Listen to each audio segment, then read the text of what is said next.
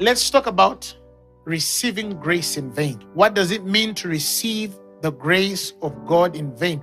It's a place where even though somebody has been offered grace, they do not allow it to work in their lives efficiently. You acknowledge that you have something, but you don't appreciate and take the full right and advantage of it. I'll give you an example. You are called as a worshiper. You have grace to worship, and you even have the time to be in the choir, and then you don't value it. And then you refuse to give of what God has given you. That's receiving the grace of God in vain. And many a time we live indifferent.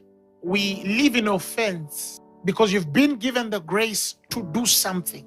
Especially those of you who are always on the receiving end of the gospel only, but you're not willing to give of the graces God has bestowed on your life. That you're actually a good teacher, but you don't teach. And you don't need to teach on the pulpit. When the Lord told me that I was a teacher of the word, I started collecting one person of a friend.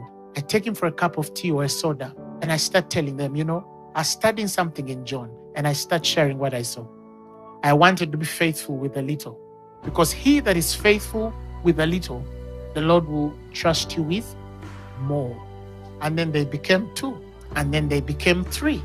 But I realized this, that the more I taught, the more was added to me. And many of you know this, that every time you stand to give or express yourself in the grace God has bestowed, you hear or feel the Spirit of God multiply everything He has placed on your life. If you have never experienced that, then you cannot understand the glory of unction. That's where unctions function. What has God given you? Give it. And it doesn't need to be in front of a camera or a light, but give it. If you're a business person, don't just do good business. Make sure that you teach somebody to do what you know how to do well. Always train somebody to be another version of yourself. Multiply yourself among many. Do not receive that grace. Do not receive the grace of God in vain.